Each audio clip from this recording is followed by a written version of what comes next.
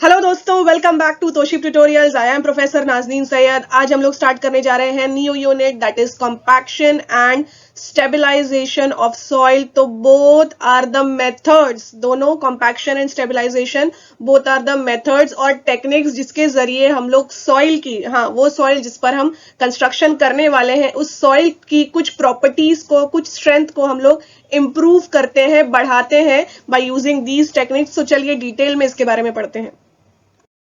तो सबसे पहले शुरू करते हैं one of the method to improve the strength and some properties of soil which is compaction. अब इसके पहले भी हमने कॉम्पैक्शन का मतलब समझा हुआ है। कॉम्पैक्शन का मतलब ये होता है सॉइल के कॉन्टेक्स्ट में कि सॉइल जो हमारा ग्राउंड पे, फील्ड पर पड़ा हुआ सॉइल है, जो जमीन है जिसके ऊपर हम कंस्ट्रक्शन करने वाले हैं, उस सॉइल के पार्टिकल्स, जो लूज सॉइल के पार्टिकल्स हैं, किस वजह से सॉइल के पार्टिकल्स लूज है, उसके अंदर एयर वॉइड्स प्रेजेंट होते हैं। तो उन लूज पार्टिकल्स को पैक किया जाता है, एयर वॉइड्स को रिड्यूस किया जाता है, रिमूव किया जाता है by using the method of compaction, जिसकी वजह से हमारी जो जमीन है, जो हमारे कंस्ट्रक्शन वाले स्ट्रक्चर के लिए फाउंडेशन की तरह काम करती है, दैट जमीन, that soil will become stable and strong, ताकि उस जमीन पर, सॉइल पर, फाउंडेशन पर जो भी हम स्ट्रक्चर कंस्ट्रक्ट करने वाले हैं उस स्ट्रक्चर का वो लोड बेयर कर सके without showing any sign of failure and settlement.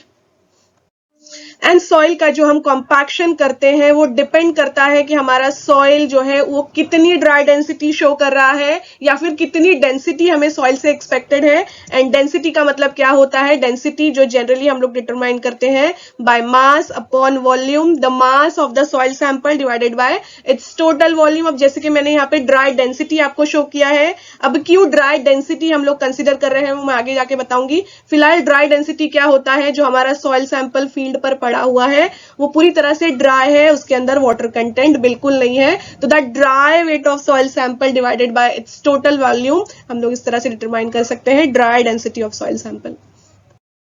And now we have the definition of compaction. It is defined as the process of packing soil particles closely together. जो मेरे field पे, ground पर soil पड़ा हुआ है जो कि loose form में है, उसके पार्टिकल्स को हमें क्लोजली पैक करना है बाय मैकेनिकल मीन्स, या फिर जिसको हम लोग कहते हैं by artificially. By mechanical means का मतलब क्या है? जिस मेथड का या फिर इक्विपमेंट का हम लोग इस्तेमाल कर रहे हैं सॉइल के पार्टिकल्स को क्लोजली पैक करने के लिए, ताकि उस लूज सॉइल के अंदर जो एयर वॉइड्स प्रेजेंट है उसको हम लोग रिड्यूस कर सके, रिमूव कर सके, एंड उसकी वजह से हम लोग हमारा जो गिवन सॉइल है उसकी डेंसिटी को इंक्रीज कर सके। अब डेंसिटी का मतलब क्या होता है? हमारे सॉइल के पार्टिकल्स अगर हायर डेंसिटी शो कर रहे हैं मतलब वो क्लोजली पैक है, उसके अंदर वॉइड्स बहुत ही कम है, तो इसका मतलब होता है। और जैसे ही हमारे पार्टिकल्स क्लोजली पैक हो जाएंगे, इस पैक सॉइल सैंपल पर अगर हमने ऊपर से लोड अप्लाई किया तो इन सॉइल का हमें कोई भी सेटलमेंट देखने को नहीं मिलेगा। क्यों नहीं मिलेगा? क्योंकि सारे सॉइल पार्टिकल्स क्लोजली पैक है, वॉइड्स प्रेजेंट बहुत ही कम है, डेंसिटी बहुत ज्यादा है। वॉइड्स प्रेजेंट नहीं होने की वजह से जैसे ही इस डेंस सॉइल पे लोड अप्लाई होगा, इसका कोई भी फेलियर या हमें सेटलमेंट देखने को नहीं मिलेगा। तो basically this is how will define compaction of soil, and exam में भी आपको यही वाली डेफिनेशन लिखना है।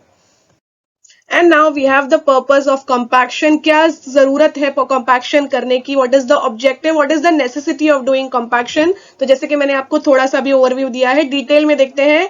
सो ड्यू टू कॉम्पैक्शन, अगर हमारी फील्ड पे जो सॉइल है वहां पे अगर हमने कॉम्पैक्शन किया है, so due to compaction soil particles packed closely, इसका मतलब तो मैंने अभी बताया लूज फॉर्म में है, वो पैक हो जाएंगे, क्लोजली पैक हो जाएंगे। किस तरह से पैक होंगे? उसके अंदर जो बीच में एयर वॉइड्स प्रेजेंट है उसको हम लोग रिमूव कर रहे हैं, जिसकी मदद से we can improve the shear strength of the soil। Pack होने की वजह से सॉइल के जो पार्टिकल्स जो पहले लूज फॉर्म में थे वो पैक हो चुके हैं, तो लोड अप्लाई होने के बाद इस सॉइल का हमें कोई भी स्लाइड नहीं देखने को मिलेगा, कोई भी सेटलमेंट देखने को नहीं मिलेगा। तो हमारा जो पैक्ड सॉइल है वो खुद को रेजिस्ट करेगा फेलियर होने से, शेयर फेलियर होने से, जो कि किसकी वजह से होता है? ड्यू टू द स्लाइडिंग और सेटलमेंट। इसके बारे में मैंने बताया है। तो जिसको हम लोग क्या बोलेंगे? सॉइल हमारा रेजिस्ट कर रहा है खुद को फेलियर होने से, शेयर फेलियर होने से। इसका मतलब यह है कि हमारे सॉइल की शेयर स्ट्रेंथ इंक्रीज हो गई है। नाउ द नेक्स्ट ऑब्जेक्टिव या next purpose is due to compaction air voids reduces which helps for low permeability। अब इसका मतलब भी मैंने आपको बताया हुआ है। मेरे जो सॉइल के पार्टिकल्स है उसके अंदर जो एयर वॉइड्स प्रेजेंट थी उसको हमने रिमूव कर दिया है, एंड उस एयर वॉइड्स के थ्रू वाटर का जो पर्कोलेशन होता है पासेज होता है, ट्रैवलिंग होता है एक जगह से दूसरी जगह, उसको हम लोग काफी हद तक क्या कर सकते हैं, कम कर सकते हैं, जिसको हम लोग कहते हैं low permeability. Okay, and the next point, chances of further settlement reduces with the help of compaction. तो जैसे कि मैंने आपको अभी बताया, एयर वाइड्स जो प्रेजेंट थी वो तो रिमूव हो गई है, मेरे सारे पार्टिकल्स क्लोजली पैक हो चुके हैं, ऊपर से जो स्ट्रक्चर का लोड आने वाला है उस सॉइल पे, तो हमारे सॉइल का कोई सेटलमेंट हमें देखने को नहीं मिलेगा. क्यों नहीं मिलेगा? क्योंकि एयर वाइड्स जो प्रेजेंट है, जो सेटलमेंट क्रिएट कर सकते थे स्ट्रक्चर का लोड उसके ऊपर आने के बाद, तो यहाँ पर तो एयर वाइड्स नहीं है, तो मेरा स्ट्रक्चर क्या होगा, हमें सेटलमेंट नहीं देखने को मिलेगा. उसके बाद next point, compaction increases the density of the soil. ये तो मैंने आपको अभी डेफिनेशन में बताया है कि एयरवाइड जैसे ही आपने सॉइल सैंपल में से रिमूव कर दिया, सारे पार्टिकल्स आपस में क्लोजली पैक हो चुके हैं, जिसकी मदद से हम लोग डेंसिटी बढ़ा सकते हैं. जो मैंने डेंसिटी बताया आपको, मास अपॉन वॉल्यूम, तो total mass of the soil sample divided by total volume. ये भी मैंने आपको जो मेरा डेंसिटी वाला यूनिट वेट वाला जो वीडियो है उसमें आपको बताया हुआ है डिटेल में डेंसिटी क्या होता है. तो बोलने का मतलब ये है, एयरवाइड्स कम है सॉइल सैंपल में तो डेंसिटी वो ज्यादा शो करेगा. Okay, and now we have new topic, that is field situations where compaction is required. तो हमारी कंस्ट्रक्शन की कौन कौन सी फील्ड में, ऑब्वियसली सारी कंस्ट्रक्शन की फील्ड में compaction is must. उनमें से कुछ देखते हैं. plinth filling, road construction, in the construction of earthen dam, compaction of soil in embankments and compaction of soil behind retaining wall. तो चलिए इसको डिटेल में देखते हैं. So we have first point, that is plinth filling. यहाँ पर अब soil की स्ट्रेंथ को एंड डेंसिटी को बढ़ाने के लिए यहाँ पर कॉम्पैक्शन किया जाता है. ऑब्वियसली जो स्ट्रक्चर आने वाला है, जिसका लोड आने वाला है, उसको बेयर करने वाला हमारा सॉइल होना चाहिए. And next field situation we have road construction. अब रोड के कंस्ट्रक्शन में जितनी भी हमारी लेयर्स होती है, सॉइल सबग्रेड से लेके ऊपर तक जो वेयरिंग सरफेस होती है, सारी लेयर्स का कंपैक्शन होता है ताकि जो भी लूज मटेरियल है वो क्लोजली पैक हो जाए, स्ट्रेंथ इंक्रीज हो जाए, डेंसिटी इंक्रीज हो जाए, एयर वॉइड्स कम हो जाए, परमिएबिलिटी भी कम हो जाए. Okay, next field situation we have compaction of soil in embankments. तो जो हमारा ग्राउंड लेवल है, ग्राउंड लेवल के ऊपर अगर हम कहीं से सॉइल बोरो करके ला रहे हैं और वहां पर सॉइल की लेयर को फिल कर रहे हैं, एम्बैंकमेंट कर रहे हैं, तो दैट फिल्ड लेयर का compaction is must. Obviously reason मैंने बता दिया है, ताकि ज्यादा से ज्यादा लोड हमारा स्ट्रक्चर जो है, हमारा सॉइल जो है वो बेयर कर सके.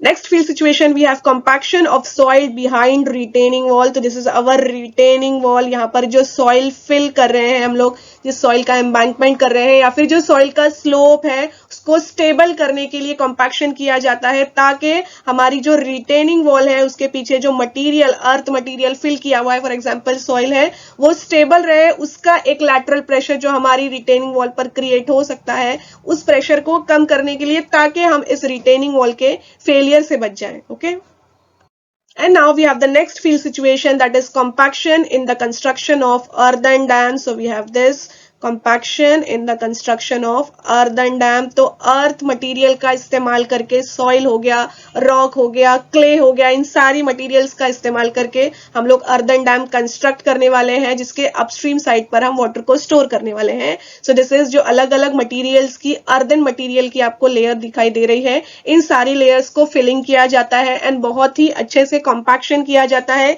एयर वॉइड्स को रिमूव करते हैं, ताकि अगर वो एयर वॉइड्स प्रेजेंट रहेंगे, हमने कॉम्पैक्शन सही से नहीं किया है, तो अगर वो एयर वॉइड्स हमारे सॉइल में, हमारे स्ट्रक्चर में प्रेजेंट रहेंगे, तो उन एयर वॉइड्स के थ्रू हमारा जो वाटर है, जो कि अपस्ट्रीम साइड पर स्टोर्ड है, वो ट्रैवल करेगा पोर्स के थ्रू हमारे डैम में से एक जगह से दूसरी जगह, और हमारे डैम में, हमारे अर्दन डैम में जो मटेरियल फिल्ड है उस मटेरियल को लूज करेगा एंड हमारे अर्दन डैम के फेलियर का रीजन बनेगा.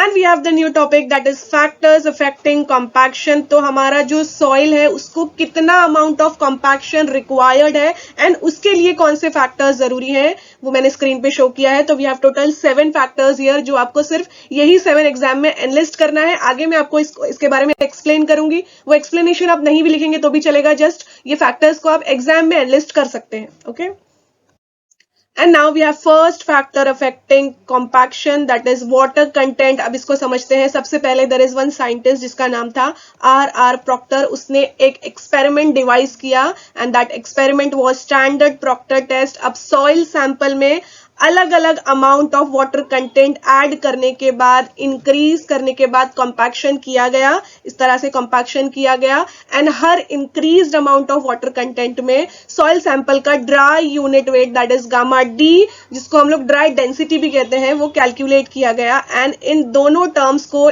कंसिडर करते हुए देयर इज वन ग्राफ जिसको प्लॉट किया गया, and that graph was compaction curve जिसका नाम था, जिसमें हमने एक्स एक्सिस पे वाटर कंटेंट कंसिडर किया एंड वाई एक्सिस पे dry unit weight that is gamma D, जिसको हम लोग ड्राई डेंसिटी भी कहते हैं। तो ये देखा गया कि after increasing the amount of water content in a soil sample, जो ड्राई डेंसिटी हमें सॉइल सैंपल की देखने को मिली कंपैक्शन करने के बाद, वो बढ़ती हुई नजर आई। ओके, आगे ये किस तरह से हुआ, ये सॉइल में वाटर कंटेंट ऐड करने के बाद एक ल्यूब्रिकेशन हुआ, जिसकी वजह से सॉइल की हमें डेंसिटी कंपैक्शन करने के बाद डेंसिटी इंक्रीज होती हुई नजर आई। आप यहाँ पे ग्राफ में भी देख सकते हैं, यहाँ पे वाटर कंटेंट का अमाउंट हम लोग इंक्रीज कर रहे हैं और ड्राई डेंसिटी भी इंक्रीज हुई है। Okay, due to the lubrication theory. अब इसका मतलब क्या है, वाटर सॉइल में हमने ऐड किया है, जिसकी वजह से क्या हो रहा है, सॉइल में एक ल्यूब्रिकेशन क्रिएट हो रहा है, फ्रिक्शन हट रहा है, जिसकी वजह से जो कंपैक्शन हो रहा है, दैट अमाउंट ऑफ कंपैक्शन जो हम लोग सॉइल को दे रहे हैं वो अच्छे से हो रहा है, एंड उसकी वजह से डेंसिटी भी सॉइल की इंक्रीज हो रही है। Now more further about water content, तो इसको और अच्छे से समझते हैं। This is our soil sample, जिसमें हमने वाटर कंटेंट ऐड करने के बाद, for example W1 water content add करने के बाद हमने उसका कंपैक्शन किया and density that is gamma D1 को चेक किया। तो हम लोग देख सकते हैं, तो जैसे कि अगर फॉर एग्जांपल मैंने 2% शुरुआत में सॉइल में पानी ऐड किया, कंपैक्शन किया एंड फिर उसकी ड्राई डेंसिटी चेक किया, तो यहाँ पर देख सकते हैं जो हमारा कर्व यहाँ पर बना है, शुरुआत में जो पॉइंट है वाटर कंटेंट इंक्रीज करने के बाद जो ड्राई डेंसिटी शो कर रहा है वो काफी कम शो कर रहा है। क्यों कम शो कर रहा है, क्योंकि मेरे जो सॉइल पार्टिकल्स हैं, दीज आर द सॉइल के सॉलिड पार्टिकल्स हैं, जो रेजिस्टेंस शो कर रहे हैं अगेंस्ट द कंपैक्शन, अच्छे से कंपैक्ट नहीं हो रहे हैं, तो मतलब रेजिस्टेंस शो कर रहे हैं, वॉइड्स उसके अंदर स्टिल प्रेजेंट है। तो बोलने का मतलब ये है कि एट कम अमाउंट ऑफ वाटर कंटेंट मेरा सॉइल क्या है, स्टिल क्या शो कर रहा है, स्टिफनेस शो कर रहा है, अच्छे से कंपैक्शन नहीं शो कर रहा है, जिसकी वजह से dry density is also come. Okay, तो जैसे जैसे हमने वाटर कंटेंट यहाँ पर ऐड करते गए, दैट इज W1 था पहले फॉर एग्जाम्पल 2%, फिर 4%, फिर 6%, 8%, 10%, इस तरह से हमने वाटर कंटेंट ऐड करते गए, कंपैक्शन करते गए, एंड हर added amount of water content पे हमने dry density of soil sample check किया। और यहाँ पर भी आप देख सकते हैं कि जैसे जैसे वाटर कंटेंट हम बढ़ाते गए, ड्राई डेंसिटी भी हमें इंक्रीज्ड नजर आती गई। यहाँ पर देखिए W1 for example, W1 water content में ड्राई डेंसिटी कम था, और ऐड किया बढ़ गया, और ऐड किया बढ़ गया, तो और ऐड किया बढ़ गया। अभी यहाँ पर एक पॉइंट ऐसा आया कि even after adding the extra amount of water content, मुझे ड्राई डेंसिटी में कोई भी इंक्रीज नहीं नजर आ रहा है, बल्कि ड्राई डेंसिटी क्या हो रही है, कम हो रही है ना। यहाँ पर आप देख सकते हैं एक पॉइंट ऐसा आया कि मैक्सिमम ड्राई डेंसिटी यहाँ पर शो कर रहा है एक अमाउंट ऑफ वाटर कंटेंट में, लेकिन उस अमाउंट ऑफ वाटर कंटेंट के बाद, बोलने का मतलब यह है, इसके बाद अगर हमने सॉइल सैंपल में और पानी ऐड किया, जैसे कि W4 तक, यहां पर देखिए मैं स्क्रीन पर शो कर रही हूं, W4 ऑफ वाटर कंटेंट पे मुझे मैक्सिमम ड्राई डेंसिटी यहां पर देखने को मिल रहा है, मैक्सिमम डेंसिटी यहां पर शो कर रहा है। लेकिन अगर इसके बाद मैंने W5, W6, W8 इस तरह से पानी का क्वांटिटी बढ़ाया, तो क्या दिख रहा है, मुझे ड्राई डेंसिटी कम होता हुआ नजर आ रहा है। तो इसका मतलब क्या है, चलिए देखते हैं। So this is our case के वाटर कंटेंट हमने इंक्रीज करते गए, W1, W2, W3, W4, for example W4 तक हमारा जो वाटर कंटेंट आने तक हमारा soil maximum dry density show कर रहा था, एंड उसके बाद even after increasing the water content मुझे मेरे सॉइल में डेंसिटी कम देखने को मिल रही है। यहाँ पर आप देख सकते हैं ये हो गया मैक्सिमम पॉइंट। इसके बाद भी मैंने वाटर कंटेंट बढ़ाया है, देख सकते हैं आप यहाँ पर, बट वाटर कंटेंट इंक्रीज करने के बाद भी डेंसिटी कम होती हुई नजर आ रही है। क्यों कम होती हुई नजर आ रही है, यहाँ पर इस केस में वाटर कंटेंट ऐड करने के बाद वॉइड्स बहुत कम है, तो इसकी वजह से सॉइल पार्टिकल क्लोजली पैक हो चुके हैं और डेंसिटी बढ़ रही है। मैंने शुरुआत में ही आपको बताया एयरवॉइड्स कम है, सॉइल पार्टिकल्स क्लोजली पैक है, तो डेंसिटी इंक्रीज हो रहा है। लेकिन ये किस वजह से हो रहा है, थोड़ा अमाउंट ऑफ वाटर कंटेंट हमने उसके अंदर ऐड किया है, बट यहाँ पर at this point water content को इंक्रीज करने के बाद डेंसिटी तो मुझे कम देखने को मिल रही है, लेकिन किस वजह से जो गैप्स था, जो वॉइड्स थे, वो क्या हो रहे हैं, बढ़ रहे हैं। उस वजह से डेंसिटी क्या हो रही है, यहाँ पर extra amount of water content में हमें ड्राई डेंसिटी कम देखने को मिल रहा है।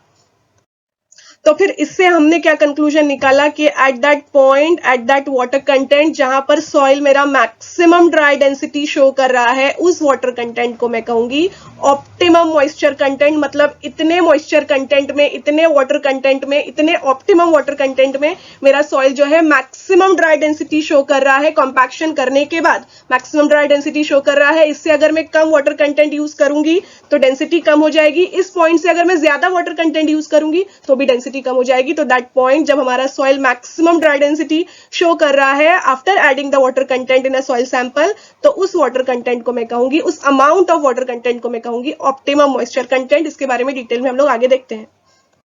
तो अभी मैंने जो आपको स्टैंडर्ड प्रॉक्टर टेस्ट बताया जिसमें वाटर कंटेंट ऐड करने के बाद सॉइल की ड्राई डेंसिटी इंक्रीज हो रही है, लेकिन at certain point, up to certain point, लेकिन उसके बाद क्या हो रहा है, जैसे ही हमने वाटर कंटेंट ऐड किया हमारे सॉइल की ड्राई डेंसिटी कम होती जा रही है। तो इससे हमें ये समझ में आ रहा है कि सॉइल सैंपल में एट लो वाटर कंटेंट हमारा सॉइल स्टिफनेस शो करेगा, रेजिस्ट करेगा खुद को। कॉम्पैक्शन होने से वॉइड्स जो है वो रिमूव नहीं होगी, लेकिन जैसे ही हमने सॉइल सैंपल में वाटर कंटेंट इंक्रीज किया तो सॉइल के पार्टिकल्स ल्यूब्रिकेट होना शुरू करेंगे। इट रेड्यूसेस द फ्रिक्शन, जो रेजिस्टेंस पहले शो कर रहे थे without having any water content, अब वाटर कंटेंट आने की वजह से फ्रिक्शन उसमें कम हो जाएगा, ल्यूब्रिकेशन शुरू हो जाएगा एंड उसकी मदद से हमारे सॉइल पार्टिकल्स क्लोजली पैक होने लगेंगे। डेंसिटी बढ़ जाएगी and that density will be what, that maximum density वो लोग शो करेंगे up to optimum moisture content, जिसको हम लोग OMC कहते हैं। नाउ आफ्टर दैट अगर मैंने एक्स्ट्रा अमाउंट ऑफ वाटर मेरे सॉइल सैंपल में ऐड किया, जिसको मैं कहूंगी बियॉन्ड OMC, जैसे कि मैंने आपको अभी बताया ऑप्टिमम मॉइस्चर कंटेंट के बियॉन्ड अगर मैंने वाटर ऐड किया, ऑप्टिमम मॉइस्चर कंटेंट क्या है, जब मेरा soil maximum dry density show कर रहा है, अब उसके बियॉन्ड भी मैंने उसमें पानी ऐड किया, तो क्या होगा, जो वॉइड्स हैं वो बढ़ते जाएंगे and that will be filled by water and it will decrease the dry density of a soil sample. Now the next factor, that is soil type। जो given soil type है हमारा कौन सा वाला है, वेल ग्रेडेड सॉइल सैंपल है, uniformly graded soil sample है, उसके अंदर जो पार्टिकल्स है उसका साइज क्या है, उसके हिसाब से सॉइल टाइप हम डिसाइड करेंगे। तो पार्टिकल साइज और ग्रेडेशन, अब we have the particle size depending upon its size. हम लोग देख सकते हैं boulders, cobbles, gravel, sand, silt and clay, these are the particle size जो हमारे पास अवेलेबल है। ग्रेडेशन के हिसाब से अगर हमारा soil sample well graded soil sample है, ऐसा सॉइल सैंपल जिसमें हर पार्टिकल्स के साइज जो है प्रेजेंट है हमारे सॉइल सैंपल में, जिसको हम लोग बोलते हैं मिक्स ऑफ ऑल साइजेस, उसमें कॉम्पैक्शन हमें अच्छे से देखने को मिलेगा, ऑलरेडी वॉइड्स कम होगी एंड उस सॉइल को अगर हम, ऐसे सॉइल सैंपल को अगर हम कॉम्पैक्ट करेंगे तो कॉम्पैक्शन अच्छा होगा as compare to uniformly graded soil. And also अगर हमारा सॉइल ग्रेवल वाले पार्टिकल्स उसके अंदर ज्यादा है तो कॉम्पैक्शन इजी हो जाएगा। उसी तरह से हमारे सॉइल सैंपल में अगर क्ले कंटेंट प्रेजेंट है and that heavy clays offer more resistance, खुद को रेजिस्ट करेंगे, फ्रिक्शन शो करेंगे कॉम्पैक्शन से, and sand compacts well but can show bulking with water. तो इसके बारे में तो हमने पढ़ा हुआ है कि अगर हमने सैंड में वाटर कंटेंट ऐड किया तो सैंड क्या होने लगता है, हमारा बल्क होने लग जाता है। बल्क होने की वजह से क्या होगा, इजीली कॉम्पैक्शन नहीं होगा एंड जिसकी वजह से डेंसिटी भी इंक्रीज हम नहीं कर पाएंगे।